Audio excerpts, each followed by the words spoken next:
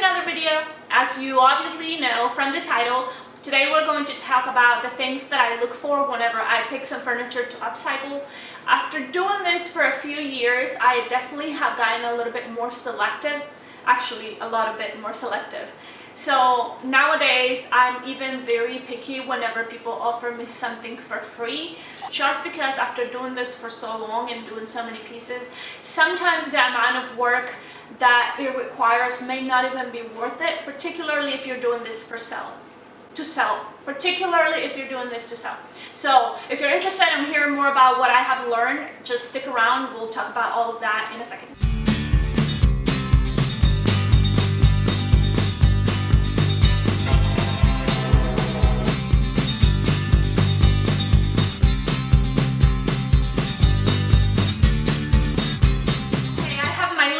Here, and I have divided everything into 4 categories that I look for.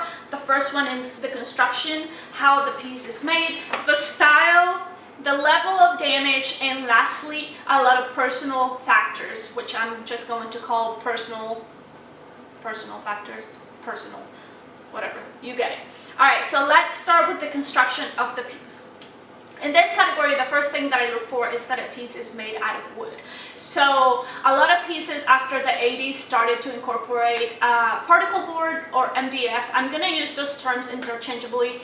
So a lot of those pieces have that. Now, it doesn't mean they're not done well, but it is something that doesn't last as long. So in my case, because we are a young couple, we move things around, we decorate, I actually moved a lot through different apartments throughout my 20s, and so pieces that are made out of particle board, while they are cheap, they just don't hold that. You know, after you move them a couple times, the screws and the holes start to loosen up, the joints start to loosen up, and you can't really repair a lot of those things because it's particle board. It kind of falls apart.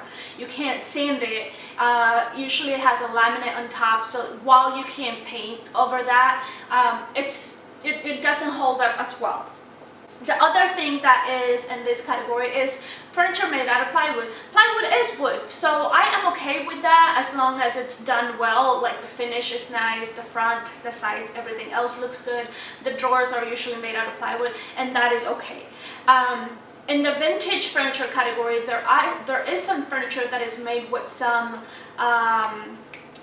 what is that joint called? The sandwich joint, maybe? Dado? Dado. The dado joint, and it will have a really thin piece of 1/4-inch plywood in between, and it will be dado sandwiched into other pieces of the trim. So those, while it's still wood, it's a little bit, they're down on the list of my priority or my preferred pieces of furniture. And lastly, if it's particle board, some of them are done really well, and if it's the piece that you're not going to be moving constantly, then it might be okay.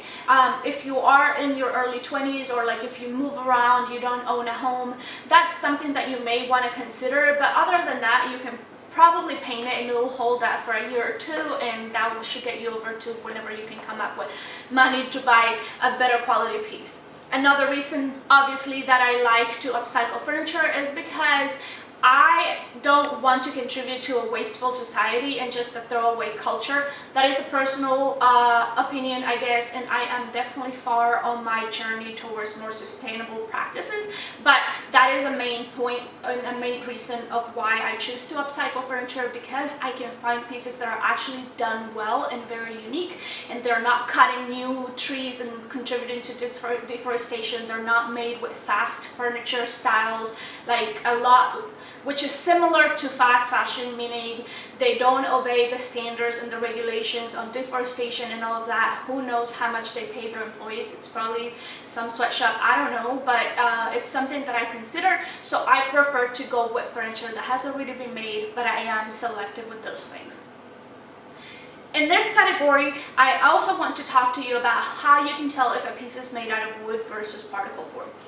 One of the easiest way is just look in the back. Most pieces are not finished on the back, so you will be able to very clearly see the distinction where the wood is and then where the particle board is.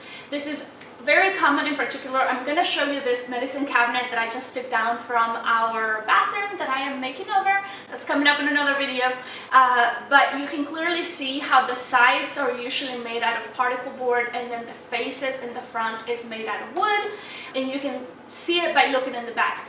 Sometimes you can't really see some of that stuff, and you have to actually look underneath, flip it around. If it's a big desk or something like that, maybe you can pull out a drawer and kind of peek under, feel with your hand. You can see the texture, you can feel the texture, and that is a good way. That is how I tell if the piece is made out of wood or particle board. Some pieces are made out of wood and they will have a thin veneer on top. Veneer is wood for the most part. I mean, there is some laminate plastic veneer, but mostly you can find veneer that is made out of wood. And these pieces are, the reason why I've talked about this on my chest makeover, it's because you can use a lower grade of wood and then cover it with a nice wood such as walnut or anything else on top, and it's still made out of wood, it's still going to be durable, but you're not paying for the pricey wood. But still having a nice finish. So those pieces I will still pick up. It just depends on the level of damage, and we will talk about that in the next category, which is actually a good segue. Level of damage. In this category, there's a couple things that I look into. Number one, the chip veneer. If it does have veneer, what is my intention with this piece? Do I want to stain it or do you want to paint it? If you want to stain it, chances are you don't want any chipped or water damaged veneer, because you can't really patch that. In order for you to replace that, you'd have to take off the veneer and put a new sheet of veneer down, which I have never done, so I don't know if I'm good at it or not. I don't know the level of difficulty on that. But for now, I usually stay away from stuff like that if I intend to stain it or strip it down to natural wood. If it has veneer and it's chipped and it's damaged, I can't really keep that natural look. However, you can patch it and paint over it and you will be just fine. Another point on the level of damage is water damage. There is water damage minor, such as water rings left on tables or dressers, when people leave a drink on the piece of furniture and then they don't wipe off the condensation. That water penetrates, it creates a ring, it creates all kinds of damage. That kind of stuff can usually be sanded off. However, if the piece has been in a garage and it flooded or it got a lot of rain and the wood has swollen up, that's... If your pipes froze and they blew out your ceiling. Or if you lived in Texas throughout the snowstorm and your pipes froze and broke down and exploded inside your house, all of your furniture is probably damaged. Oh my god, this is awful. Why do you make me talk about that? If you have water damage in your pieces, that is something that I stay away from. If it's not solid wood, if it's not a thick piece of wood that I can really sand it in there, then I probably won't pick it up, because water damage is like the worst thing that you can do to your furniture. If it's just plain ugly, you can't fix that. Yeah, if it's plain ugly, you can't fix that. But that's gonna be on the style. Oh.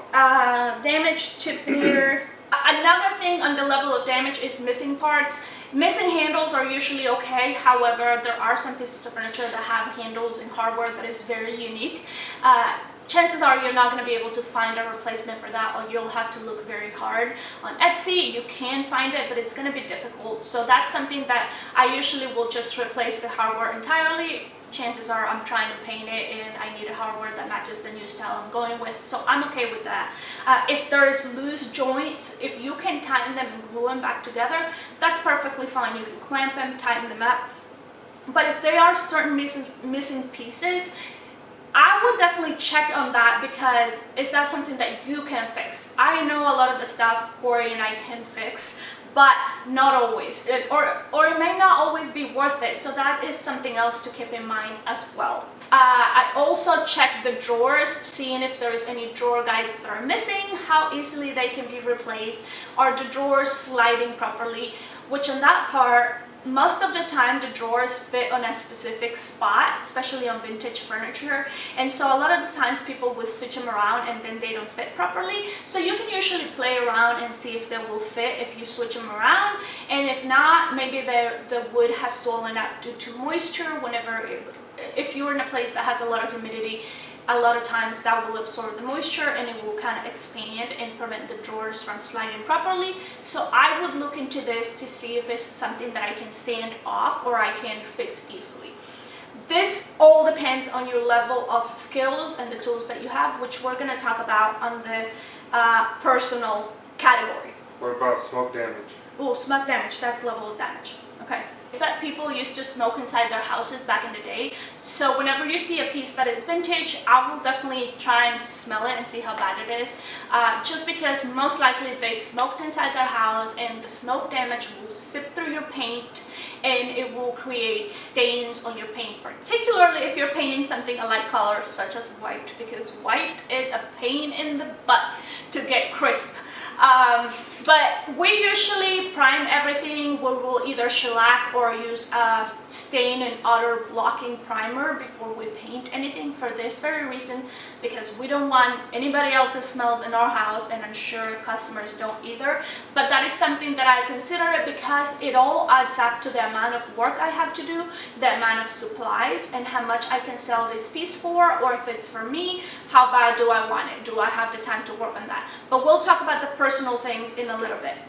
Since I'm doing a lot of talking on this video, I thought I'll show you guys the project I've been working on for this week. It is a little chair that I'm doing for Corey's cousin's daughter, and she wanted a more creative look. She sent me some of the pictures of her bedding and told me that she liked that purple desk that I painted for our other niece with the light refraction cotton candy colors. So I'm doing a version of that on this chair. I didn't get to seal it because it's really humid in Houston this weekend, and so I have to wait until there's better weather so I can spray it.